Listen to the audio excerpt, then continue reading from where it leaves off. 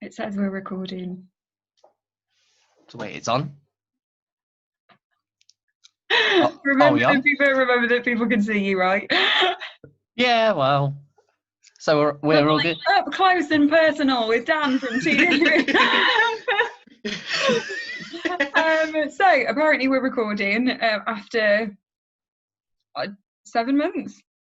I want to say yes. Yeah, I don't but what feel is time? like maybe we did a March one. We might have done a March one. I can't remember. Who even knows? So we're recording after an indeterminate amount of time. Indeterminate moment, handful of hours, minutes, and months. Yeah, it translates. Totally works. But Dan and I decided that it had been so long since we did TVV and so long since we had a cup of tea together, albeit from the comfort of our home offices, that we would try and do like a Zoom / Anchor / whatever your podcast provider is episode of TVV, where the Zoom visual recording is going to go onto YouTube for anyone who wants to see our faces. I think they've already seen enough of my face. I mean, just from they've that. seen it, you've already got a lot of Dan's face. I had to check the camera was on, I don't know. Dan's like, is this working? So it's going to go on YouTube for anyone who wants to actually see us, but it will also be on our usual podcast channel for anyone who just wants to tune in while they're on the go. We're going to talk lockdown reads, and this is kind of like a trial and error session. And then if we pull it off, maybe next time we'll have a guest. Who knows? We're just going to see how it goes. I mean, the whole world's just gone topsy-turvy, so literally anything could happen. I mean, I've already had technology issues this morning because my laptop decided at the most crucial time that it was going to do Windows updates. When else would it do it? Yeah, of course. Not when we're doing TBB. That would be unheard of. Good thing that this is going on YouTube is that people can actually see my expressions. Like that. I know, it's like a real bonus, actually, isn't it? And like when we do like air quotes around things, like people. Oh my god, the air quotes! And talking, hang on, just one sec, because the joy of it going on YouTube is you can meet the IT support crew. That managed to precisely why it took so long to get us online this morning. Exactly. So for anyone who's going to be tuning in on Spotify, obviously you won't have the luxury of meeting the IT support crew. But we have my cuddly dog, Bobby, who is the most adorable doggo ever. And because it was my birthday 2 weeks ago, or last week, I can't remember what is time. I literally no idea. Like, I know when your birthday was, but I don't know when that was in relation to now. It was at some point in the last couple of weeks because it was 30th of August. So like last week. Last week, okay. So for my birthday, I got Suki, who is this very cuddly and very soft leopard. So meet our IT support crew. Who not will be a hanging literal out. Leopard for anyone listening on Spotify. No, not a literal cuddly leopard that's been like house trained and taken out of its natural environment. Again, topsy-turvy. And also, I also nearly forgot to mention, anyone who is watching us on YouTube will see that Charley no longer has her flowing lovely hair. Yeah, so I joined that club. I'm going to tell people about that. So I really wanted to shave my head, but I didn't have the brass balls that some of my other friends have. So I decided that the only way I was going to shave my head was if I did it for a really good cause. So I had 11-inch pigtails chopped off and sent to the Little Princess Trust, which was a really difficult moment for me and my mum. So I had those chopped off and sent to the Little Princess Trust, and then I raised money for Worcestershire Acute Hospitals for people sponsoring me to have my head shaved. So and you got more than £1,000, didn't you? Oh my god, yeah, it was something like £1,202. There was a stray £2 that came in at the last minute, but yeah, like £1,200. I had literally no idea that my hair was worth that much. Well, now it is. I would have made better life decisions if I'd have known that my hair was worth that much. I think what should be next is that I shave my beard and donate it. Actually, no. I think you're going to have to like grow it big time. I think it would have to be like a Santa beard, like it would, or Dumbledore beard. It would have to go down to like my waist for that to happen. Can they do anything with beard hair? Probably. I mean, Wayne Rooney took hair from his backside and put it on his head, so anything's possible. He did not. That is not where. Is that actually where it came from? Yeah. Fact check, please. Dan's like, I don't know. Now I've said it. I don't know. Now I've said it. I genuinely am doubting myself, but I am fairly confident that that is what happened, or it's somewhere in that region. It's like it's somewhere in that region. Oh my god, somewhere in that region would be worse. Actually, yeah, fair point. I mean, I have no knowledge of football trivia. Is that what that counts as? I don't. Sports. It would trivia? be, yeah. I would say so. I'm not so good with the football, so really you could tell me pretty much anything about a player that doesn't even exist, in fact, and I'd be like, Really? Yeah. I played for Worcester City. No, I don't. Come on. But like, is there a Worcester City football? They're actually here. I'm not pulling your leg. I don't know which part of that I'm meant to be reacting to. I'm pretty sure Dan doesn't play football. I already know that. But do we have a footballer? I'm also just checking that I've plugged in my laptop, and I actually don't think I have. So this. Did it cut out on it? Yes, it is, because I plugged the wrong laptop in. How many laptops do you have? Because obviously I'm in my work home office thing, I have my work laptop literally next to me that is unplugged, or so I thought, and I plugged in the wrong laptop, the wrong charger. Do you want to run? Be right back. Yeah. Be right back, folks. Yeah.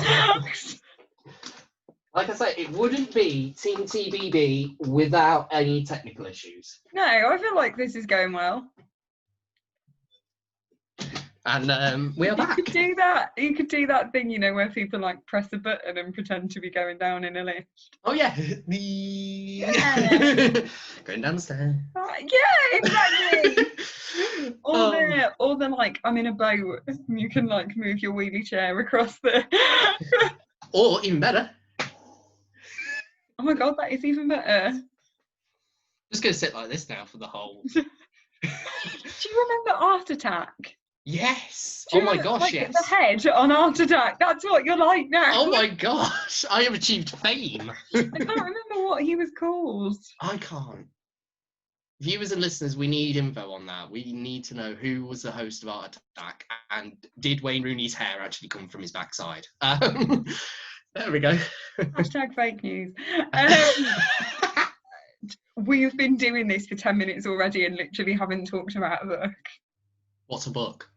Is that what we're meant to be doing? Don't do that. I'm sorry. Talking of books. Not about books. Talking of books. Yeah. We'll get onto our reads, but I hear there might be a new book coming out from a certain what's her name? Charley Barnes.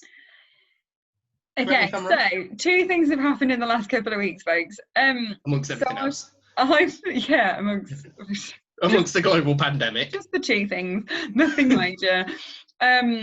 So I've signed my contract for the 3rd D.I. Melanie Watton book, which will come out early-ish next year. Mm-hmm. So that follows on from Play, and spoiler, it is the last D.I. Melanie Watton book. Honest to God, cried my eyes out right in the last chapter. So that will come out early next year. But literally yesterday, I finished a draft of a new novel, which is odd. Terrifying. Yeah, terrifying is probably where I should have landed. But yeah, it is the fastest that I've ever written a book. So it's hella rough. Mm-hmm. That's the title, by the way, Hella Rough. Yeah, Hella Rough. The actual working title is Watch and See, but that might be changed further down the line. We'll have to watch and see. Hey, Hey, played. So yeah, so I finished a new book as recently as yesterday, and it is glorious and terrifying. And I love writing. yeah, you literally raced through that. I was surprised that smoke wasn't coming off the keyboard. Like, that is insane. Honestly, and not off the keyboard, but I'm pretty sure it was coming out of my ears at one point.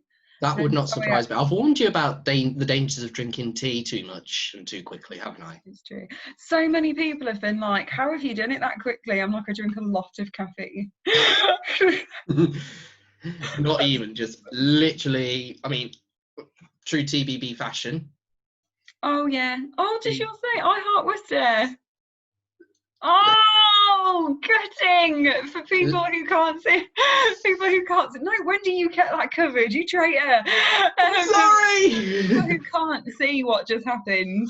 Dan just moved his strategically placed finger to reveal that the I Heart cup actually says I Heart Leicester. And in all seriousness, okay, people who know me well obviously know I herald from Leicester. You know, it's where I grew up, etc., etc. But in seriousness, they were hit really bad by COVID. Oh my God! Yes, so they really were. I think this actually has quite a bit more weight to it because I topped it up with coffee before we came on air. No, serious, Dan. Coffee? Yeah, I'm still half asleep, Charlie. You should know this by now.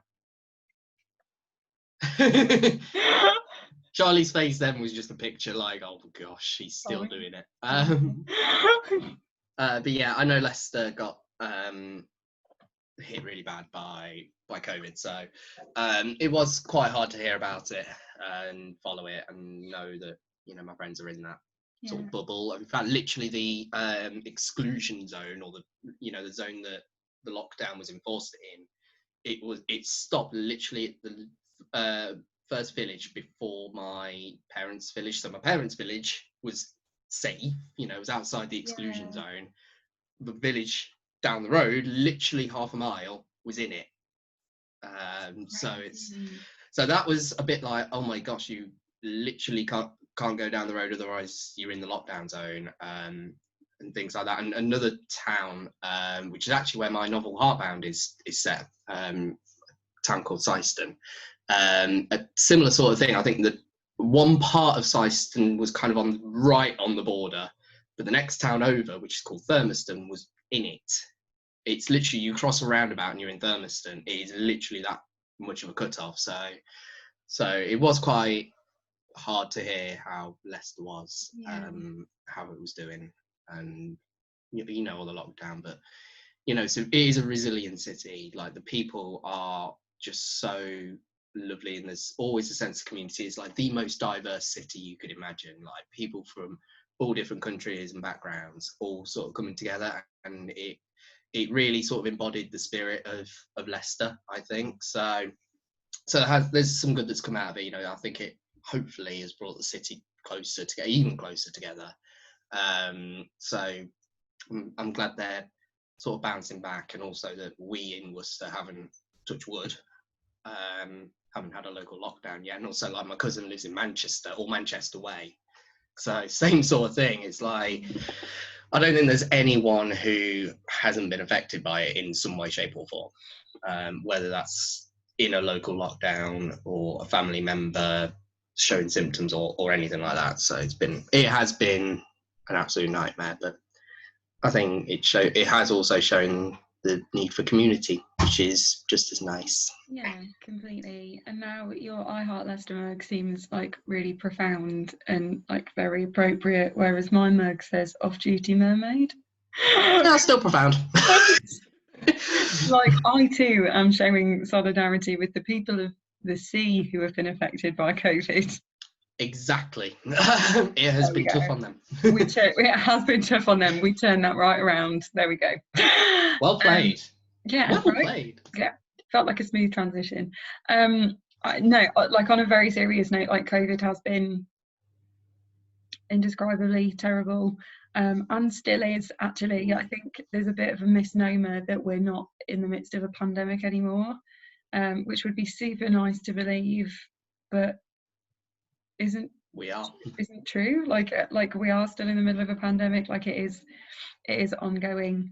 So if, you know, I don't know, if anyone is battling against that right now, like, thoughts are with you, and be safe.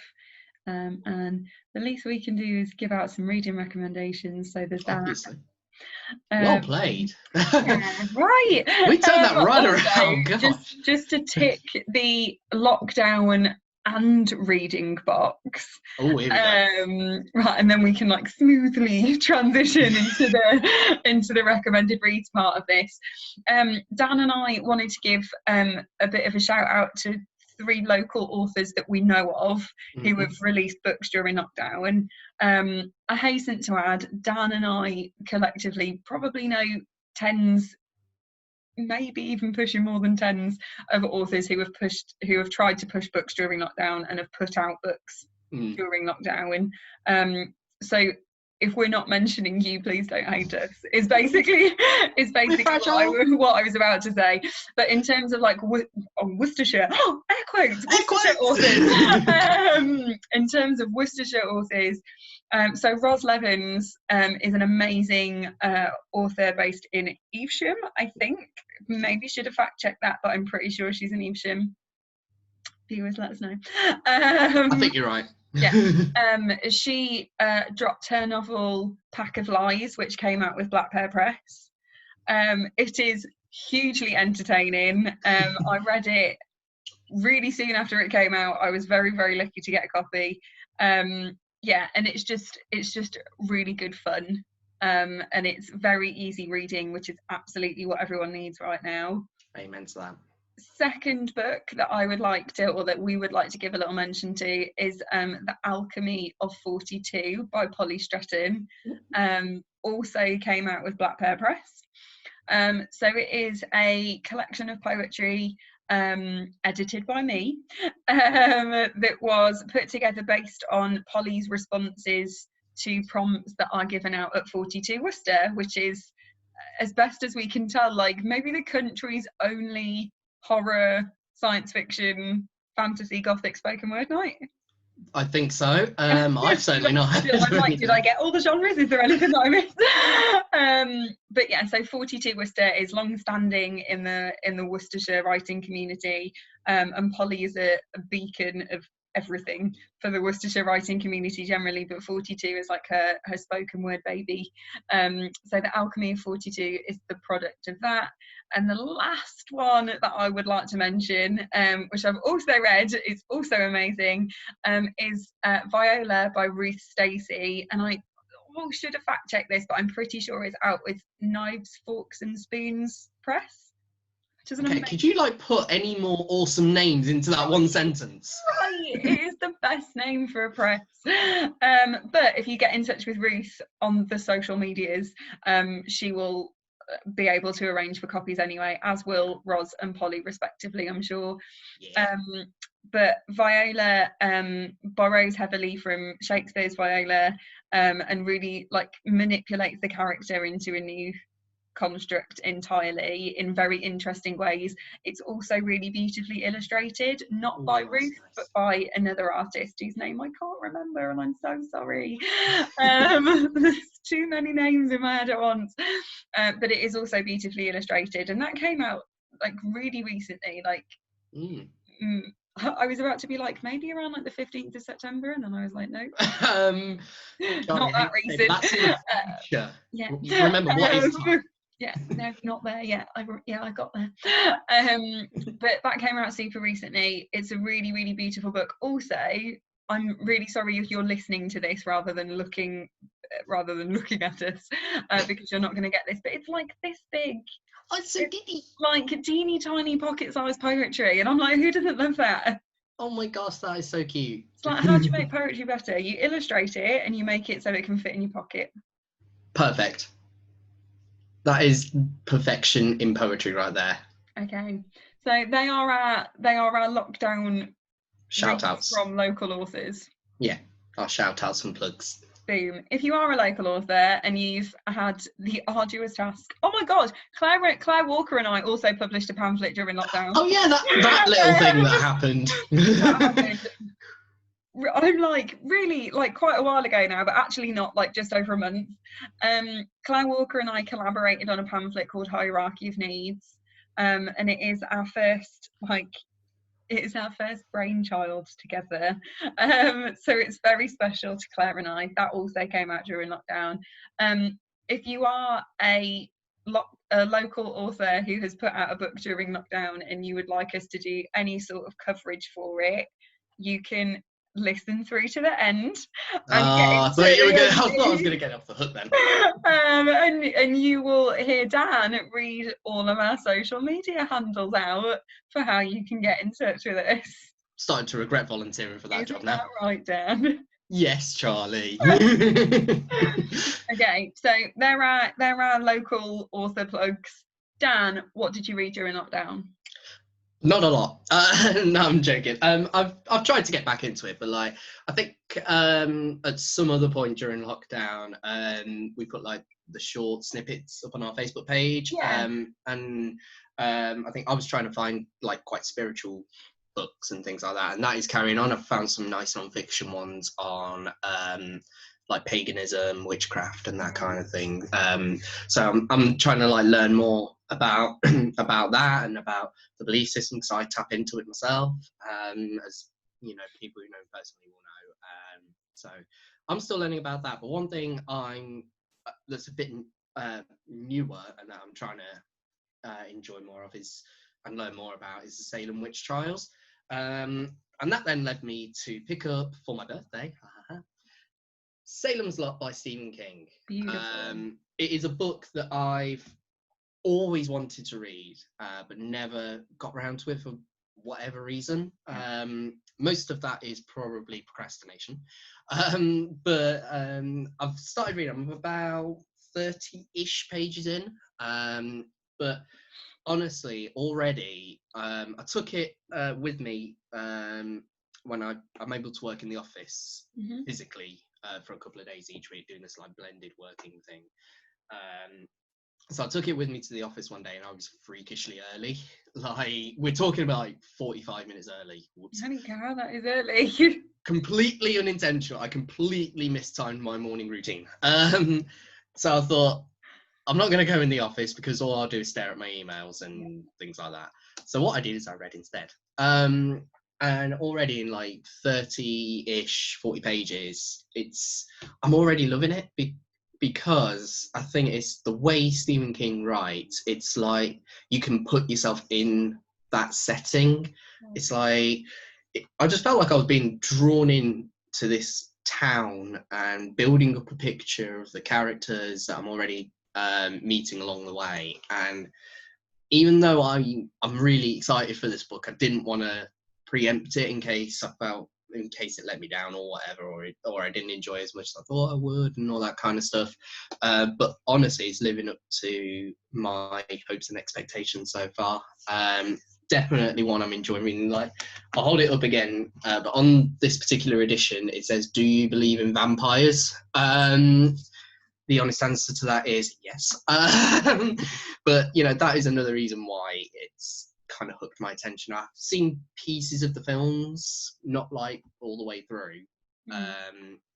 But that is another reason it kind of sparked my interest, and also because it is Stephen King, who in my eyes is like a writing genius. I've got his On Writing book as well. My God, do not even get me started. Oh yeah, we've spoken about this already like loads of times. I love when he says something like your writing toolbox. It's like having a toolbox. Like, you've got your basic stuff that every writer needs and has in the top, and then you go down into tools that you need specifically for your craft. And that is something that has never left me. And I've got, like, you know, those sticky notes that stick up out of the book. It is just full of those little things. I'm looking around to see if I can actually find where it is, but I don't think it's in here. Yeah, honestly, I recommend On Writing to like every new writer that I come into contact with. And like, so I start back at Newman University at the end of this month. Crikey. I know. That's happening. Digital lectures, so I actually don't have to leave my home, which is really nice. Because I'm having some issues with the world right now. So it's nice to be able to stay away from it. So those lectures kick in at the end of this month, and I have some first years who are coming in for a module called like the life of the writer or something like that, and I'm like, oh, I cannot wait to talk to him about writing my signature. Like, I'm already so ready to be like, mandatory reading, go out, buy this book, worship the ground that he walks on, boom, you're set. That's it, that's all you need to do. There you go, job done. Well, hey, but yeah, I just love Stephen King's writing, and the advice that he puts out on writing is just absolutely phenomenal. So that is partly why Salem's Lot gets like my vote for lockdown read. So I will be racing through the 700 plus pages. How many I was actually just about to ask how long it is. It is, well, this edition is 750, and I'm like there. So I mean, people on like Anchor and Spotify can't see my face, but I genuinely look like winced when Dan said it. It is going to be fun, but honestly, if I get into a book, I fly through it. It was like the one I read before lockdown, My Hero Oliphant, that you recommended. So that one I raced through because I just got so hooked into it, and I feel like Salem's Lot's going to be a similar sort of thing. Okay. And sticking with vampirism, I'm also reading a book called Vlad by C.C. Humphreys, and I'm even further back in this one than I am on Salem's Lot. Hold the phone, reader. Are you reading 2 books at once? Maybe. Like, no judgment, but like I admire people who can like double park like that, because I can't do it. Yeah, I'm trying to, like, okay. I quite often can, but it's like a discipline to try and like balance the two and not get lost in one for the other sort of thing. But I am literally further back. In fact, I started reading Vlad while I was waiting for Salem's Lot to be delivered. Okay. God, that sounded sinister, didn't it? What a sentence. Just deliver Salem's Lot and put it around the back. But this one I bought quite a while ago from a beautiful charity shop in the centre of Worcester for the St Richard's Hospice. So it literally, I've still got the price on it, it literally cost me £2. Like a book about Dracula for £2. I'm sold. I know that this is a real dumb question, and it's going to come back to bite me in the behind, either in your response or when people hear me ask it. But like, actually Dracula or like fictional Dracula? So the strapline is the epic novel of the real Dracula. So it kind of blends. Okay. It kind of blends what the typical Dracula, your Bram Stoker novel picturization of Dracula is, but it also supplements it with history. Because obviously the Dracula we think of is mythical, but there is a character in history called Vlad the Impaler, who my history isn't great, but he was ruling the Transylvania region during that time, and he literally impaled the heads of his enemies on stakes, which is where that stake in the heart of the vampire mythology came from. But the whole background history to Dracula, the myth and the legend, is something that I've always found fascinating. In fact, I spoke about it, didn't I, a few months before lockdown, I think, on when we had a physical podcast episode where we were all sat together. Back in the day. I remember that. But that, like I say, I've had this book, Vlad by C.C. Humphreys, on my bookshelf for quite a while. And it's only now that I sort of thought, you know what, I'm just going to pick it up and go for it. I'm only like 15-ish pages in, but again, it's like I'm one of these people where if a book doesn't hook me within the first 50-ish pages, I'm going to struggle. I'll still like plod on to try and get to like triple figures, like page 100, but I'll find it, if I find it hard going, then I'm less likely to reach that level. I find slow burn is quite hard. But these two, they're a good pace. Like you get drawn in, something's going to happen, but you just don't know when. But the two authors are like, they do a really good job of keeping you in that setting and keeping you wanting to read more of it. And talking of beautiful illustrations, there is a gorgeous, I love it when books do this, they put a map in the middle at the start. Nice. I love it when books do that. So that, for readers who can't see, or listeners who can't see what I just held up. Yeah. The Vlad by C.C. Humphreys has a map of old Transylvania and Wallachia. So you can see where like the land that Dracula resided in during that time. So I'm really looking forward to that, getting into those two books. So those are my lockdown reads. Beautiful. Take a swig of coffee. That's fair. Feels deserved. Mm-hmm. I did really well for reading in lockdown until I started writing. That whole writing thing gets in the way, doesn't it? Not like I can't do both at once. Yeah. Essentially. So if I'm like working on a novel, I can read poetry, maybe non-fiction, depending on the type of non-fiction it is. So before I finished writing one book and started writing another book, I was reading loads. So I have tons of recommended reads that I've tried to like scale down into like an eclectic mixture. How's that gone for you? Pretty well. We've got sort of like a verse novel and a psychological thriller and an LGBT comedy. Yeah, that sounds eclectic. Right. So I'm going to start with a verse novel. So really, really early on, I read Lanny by Max Porter. So Max Porter wrote Grief is the Thing with Feathers. Mm-hmm. Nice. Have you read that? I've not actually. I think I remember you talking about it though. Yeah, it's beautiful, and I don't understand how he did it. And I was super excited for Lanny, which I think actually came out at the start of the year. But because I hate hardbacks with a violent passion, I waited for the paperback to come out, which I think came out in like April. Okay. And it's super hard to explain what Lanny is without giving it away, but it's like it's a blend of like social commentary, family dynamics, folklore, and small community mentality. Okay, those things go well. Yeah, delivered in like very much like a verse novel sort of way. I find it really difficult to characterize what Max Porter's writing is. Okay. Because it's not poetry, but it's also not prose. Like in Grief is the Thing with Feathers, for example, it was kind of laid out on the page like almost like a script. So you had like the speaker's name above whatever came after them. And I think from memory, Lanny is kind of similar to that. So it really is difficult to say what sort of book it is, but it's hugely entertaining and really poignant and very tender. And Grief is the Thing with Feathers just made me want to sob my little eyes out, and I didn't feel that as much with Lanny. So it's a slight compliment, right?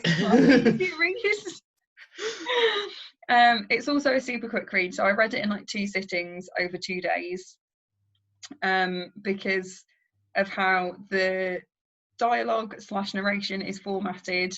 It's not like continuous prose on the page. So even though it would be a shortish novel even if it were continuous prose, but because you have blank space on some of the pages, it means that it's quite quick to get through. And it's just really beautiful, and I sincerely enjoyed it. And it's also something quite different from like mainstream fiction. Open quote, close air quotes. You're loving these air quotes at the moment. I really am. It's really nice to be able to like roll those out and not have to signpost it. So yeah, Lanny by Max Porter is beautiful, and I sincerely enjoyed that early on in lockdown. the psychological thriller sort of thing that I really enjoyed. It's really hard to characterise this book as well, but it is definitely a novel. It's called The Recovery. That's a start. Right. We know how long it is. That's a start. I know what type of book it is. So it's called The Recovery of Rose Gold by Stephanie Roble. I don't know whether I'm pronouncing that correctly. So it's Wrobel. I want to say ruble. Possibly. Maybe. I'm also pretty certain that The Recovery of Rose Gold is actually the UK title. Okay, so it's been translated. Not even. In the States, it has a different title. Oh, okay. That's weird. I think maybe in the States it's just Rose Gold or something like that. So basically, depending on where your edition comes from, it might have a different title. But it is basically about a young woman whose mother made her sick when she was a child. Her mom had that condition. Condition? I'm still here. like Munchausen. Munchausen syndrome. Yeah. Is it by proxy when you're making someone else sick? I think that's I should have fact checked that. Her mom has that condition that parents sometimes have where they make their kids sick for the attention that it gets them. Basically. And her mom goes to prison for that. Rightly so.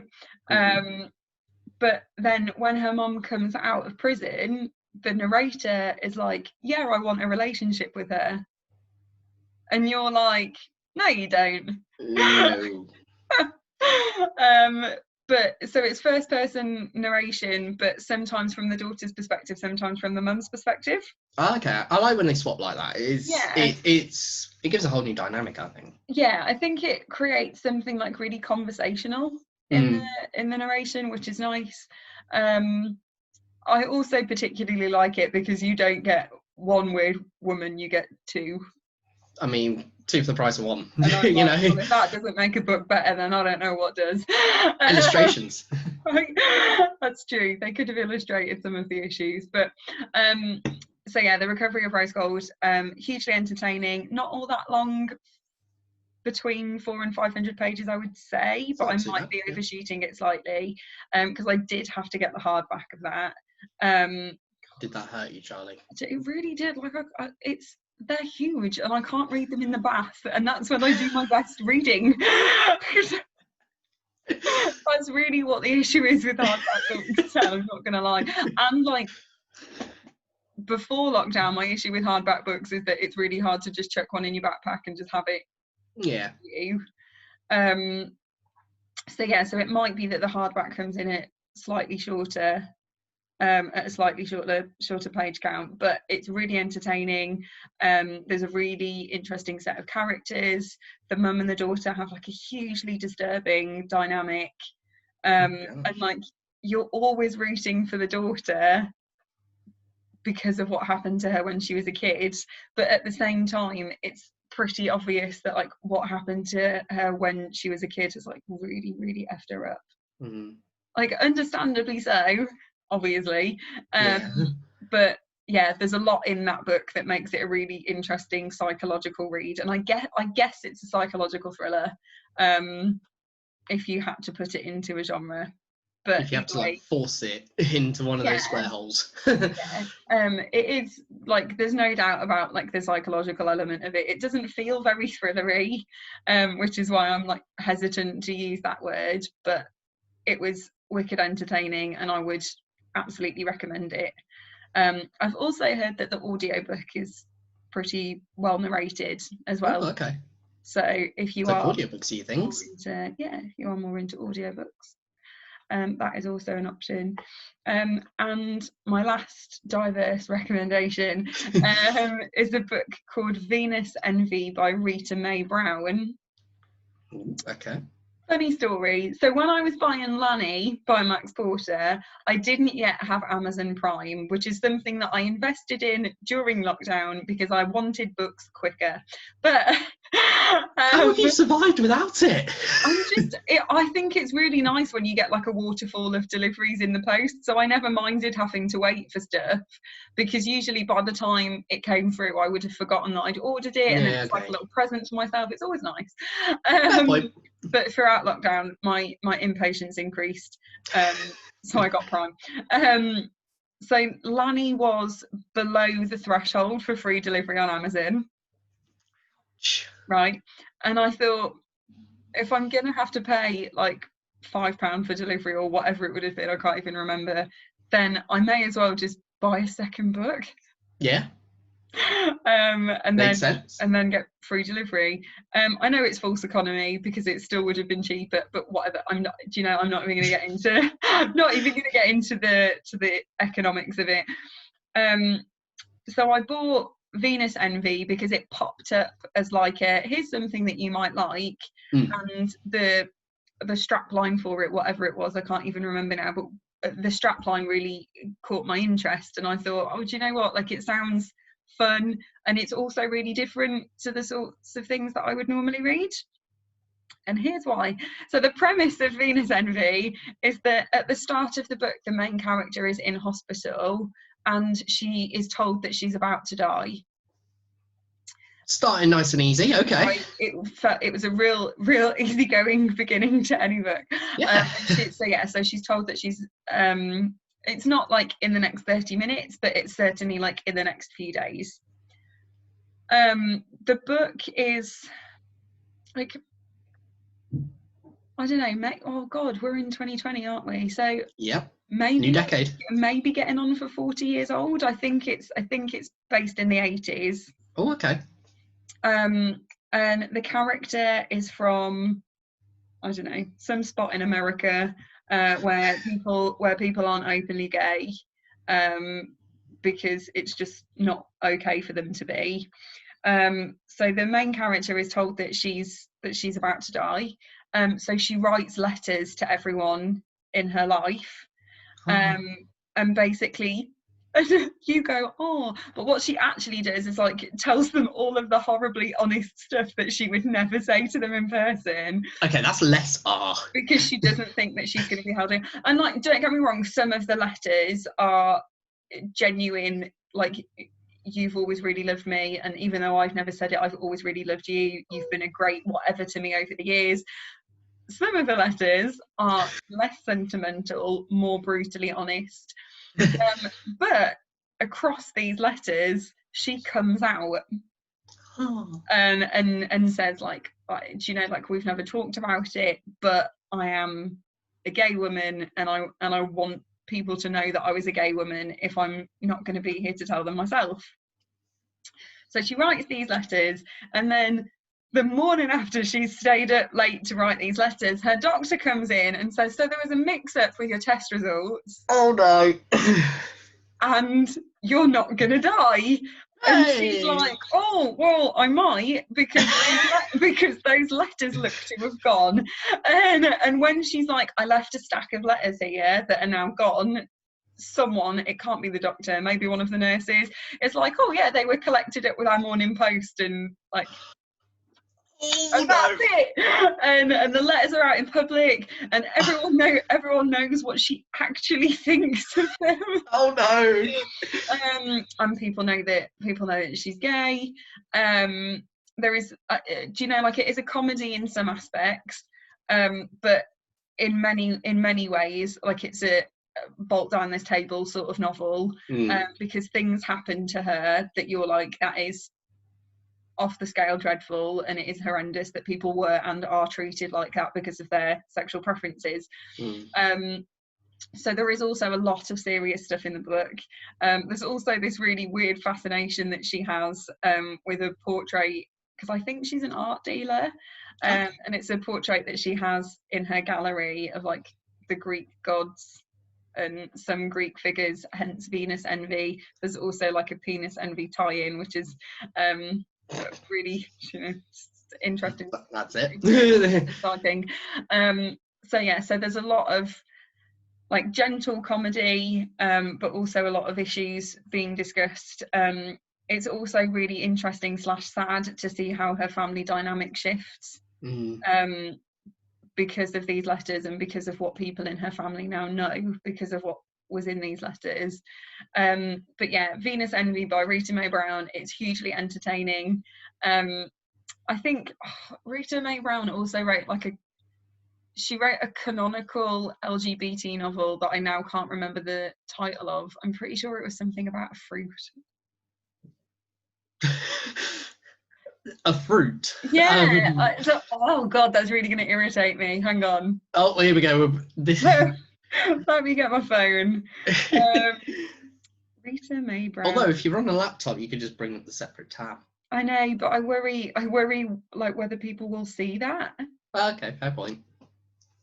That is a very good point, actually. Because I don't understand Zoom. Rita Mae Brown fruit. Right, Ruby Fruit Jungle. Right, okay. So that's the novel that she's really, really well. That novel that I couldn't remember the name of. That's the one that she's really well known for. But I do have it. It's on my Kindle to read because that's even worse. I honestly don't know the worst. But yeah, Venus Envy was hugely entertaining. Really easy read. Again, maybe around the 400-page mark, so also not that lengthy either. And I enjoyed it sincerely and would absolutely recommend it if you want something that's simultaneously light-hearted and will make you want to flip a table. Simultaneous happiness and flipping of tables. Yeah, I mean, you can't get much better. And flipping. Flipping heck. Oh. Oh God, there's dad joke at the return. Hey, it's lockdown, okay? We're in a pandemic. Good. I've got to have some excuse. Sounds like the world's on its rear. If I want to make a dad joke, I'm gonna do it. Make a dad joke. So that's all of my recommended reading from lockdown to date. I'm also like low-key falling in love with Mary Oliver and everything that she's ever written, but I'm going to sit on that for next time. I'm going to let it cook in the oven for a bit. Yeah. I'm going to read the 2 poetry collections I have of hers to read, and then we're going to talk about all 4 of them at once. Brace for impact, folks. Yeah. So that's for next time. That's for the next one. For now, I think the 5 books that we've recommended, plus the 3 from local authors. I totally had to do a check and I was like, 5. Oh yeah. You're like, what did I say? What? Who knows? What are words? What is time? That is my philosophy. So, oh my God, don't even. Time, if ever time was an abstract concept, it is now. However many months into a pandemic. So yeah, time doesn't even exist anymore. It's just something that people throw around. No, it's just ticking numbers. It's like a ticking clock. You know, it's a noise a watch makes. Yes, you're right. That's exactly what time is. Absolutely that. So I think that's everything book-wise. I reckon so. Which means it's time for social media. Uh-oh. So I was like, yeah, I'll do it. It's fine. No, I've volunteered for it. Sit on my laurels and finish my tea while you do it. Thanks, Charlie. You are welcome. Within this very organised office, people on Spotify won't have known that I shook my head, but I think they could. Did he just start sticking? No, that's the brain cogs going. No, that thing's turning over. That's fair. I know in here somewhere I have my notebook with them all written down, so I could cheat, but I don't know where that notebook is, so I'll make myself look like a complete dipstick, and I've done enough of that today. Don't know what you mean, Dan. No, I don't know what you mean, Dan. No, I don't either. It's not like I had technical issues at the start of this. And also, although I did turn up 15 minutes late for something that was happening in my own home. Oh God, that's a new one. Now you've said it like that. Right. Literally, listeners and viewers had to message Dan at 11 and be like, I'm really sorry, I know that we were meant to be meeting at 11, but can we make it 15:15 because I decided to shave my head and I'm running late. Well, I mean, that's as good as reason as any. I mean, you really can't rush something like that, you know. It's dangerous. I should know. Is Ree still doing yours? Yeah. She's such a good hairdresser. She missed her call him. I think so. She's going to be like my personal barber now. Seems fair. Yeah. And also, I get scared of going into barbers anyway, so that's before lockdown. I was scared before, so no. Now I'm terrified. I really don't want to be touched by a stranger. Right. Social media. How many channels do we have? No, I'm joking. Like a Mr. Miyagi thing that you just did. Oh god, that's creepy. You need to do like a wax on motion and have like Twitter, Facebook, Instagram. I realise I look very sassy in cam doing this. You actually do. That's the one drawback of doing a visual. So on the Twitter, we are at TBB_pod, I think. On Facebook, you can search for Biscuits and Books podcast. Get the books and the biscuits the right way around. There's one of the weirdest lines I'm ever going to say. Yeah. We also have an email address, which is tbiscuitsbookspodcast@gmail.com. Well said, Dan. Yeah. After the big one. So on Instagram. Charlie, you made it like 40 minutes. I did so well. Sorry, on the Instagram. On the Instagram, the complicated one. Well saved. And for people tuning in for the first time, there's a long-running joke that every iteration of Tea Biscuits and Books podcast that I could find had already been taken for some weird reason. So the one we have had to settle with is the following. Tea, like the drink, underscore biscuits, like the things you eat, underscore books, like the things we have been talking about for the last 45 minutes, underscore podcast, like the thing you're listening / watching, and that's it. I nearly put the at after that. I was like, no, that's our email. Holy cow, is it longer than that? No, I got mixed up with the email address of all things. So yeah, it's T_biscuits_books_podcast. Beautiful. What a mouthful. Don't say it. Okay, we haven't done... Title. We haven't done tons on the Instagram, but we will both step it up. Yeah, we'll try to. Yeah, we will both step it up. Because it's nice to share pictures of tea, biscuits and books. And podcasts. Oh wait, hang on. I did try. I have started listening to some podcasts though, so we could talk about podcasts sometime or another. Yeah. And actually I have another podcast. In fact, I haven't worked it out. I have 3 podcasts, including this one, that I'm involved in some way, shape or form. What the hell, Dan? I thought we had something special. I'm sorry, Charlie. As many as 3? I get around. I am flummoxed. But this one will always be my special one. Yeah, I've heard that before. I'm so glad we're doing this virtually and not round the table at Be The Change. Holy cow, I'm going to message Ree. I'm going to be like, let's set up a podcast without Dan. That would hurt my soul. I know. Savage. I know, lockdown has made me a different person completely. You don't even know. I'm finding out. Oh my god, P.S. Have you eaten any good biscuits during lockdown apart from hobnobs? I mean, that's all you need, isn't it? No, you need I'm trying to think if I've eaten any really good biscuits during lockdown. Custard creams? I'm giving you this one. Like standard. Yeah, I think we've had cookies. Okay. Yeah, cookies are nice. And actually, I did have, what did I have? I can't remember the name of them, but they've got chocolate on the top. It's like 2 squares and the chocolate bit is slightly bigger than the biscuit bit. I think it's made by Lotus, but I can't remember. Oh my god, I know what you mean. Yeah, you know the ones I mean. Yeah. So Yeah, I had one of them the other week. So that's probably my next favourite biscuit. Also, side note, I just got distracted because I'm in my home office. I'm also next to plants, like this one. And I think a mini fly has literally just landed on my laptop that had come off the plant. So I'm now watching this laptop thinking, if you go across my webcam, people are going to get even more freaked out. Amazing. Also, nice to see a plant. Yes, I have several actually. I've got 1, 2, 3, 4, 5, 6, 7, 8. I've got 9 in here, I think, by my dodgy count. The lavender plant that I have had is sadly looking very worse for wear, so I might have to give that a Viking funeral.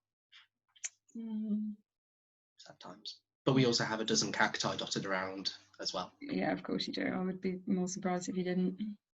Oh, actually, tell a lie. For my birthday, I'm getting late birthday plugs here. I got a grow your own plant set as well. Grow your own black dragon set, which actually needs some watering. But yeah, I'm looking forward to that. I keep looking over that. People won't know that I'm looking at my windowsill, but there's a whole army of plants on my windowsill. Amazing. I still have sunflowers on the go, but they're outside and it's too far. Too far, and it means I have to go outside. I don't want to do like a shaky cam where I carry people outside into my garden. Maybe next time. That's sensible. I literally don't want to move my laptop because the internet in here can be hit and miss, to say the least. So if I move this laptop, odds are it's going to break again. Yeah, I'm very relieved that it hasn't come up with like a you have an unstable connection, because I'd have been like, oh, Christ, of course I do. So, given that we've ran at this for nearly an hour without anyone's laptop crashing or without my internet connection popping up with something to tell me that I'm unstable, I'm like, it's not a newsflash. I wasn't going to say it. I was thinking, I'm not going to say it. Like, that's just where I live now. I think we're done. I reckon so. It feels like we've pulled off our first virtual DBB. Woohoo! And first of many, actually. And bar my issues, of which there are many, we made it through to the end without completely breaking the universe even more. Yeah, that's fair. So we're going to bank this recording on to YouTube so people can see the facial expressions that we make when we're talking about books. Dan, sorry, I forgot the camera's still on. So we will bank this on YouTube, and Dan is going to do some sort of freaking hoodoo magic where he extracts the audio from it. He's like, just send it me and I'll extract the audio and bang it on Anchor. I'm like, mate, rather you than me, because I'm just gonna chill with the brew once this is over. But yeah, so it will go up on our usual podcast channel, but so we'll share links to both of those things through all of the social medias, depending on how you want to interact with us, and we will post details of the next one. At some point, whenever that is. Yeah. So we will compare the diaries that we don't use, and don't even get me started. What is time? We'll compare the diaries that we don't use, and we will announce a date for the next time that we're gonna do this.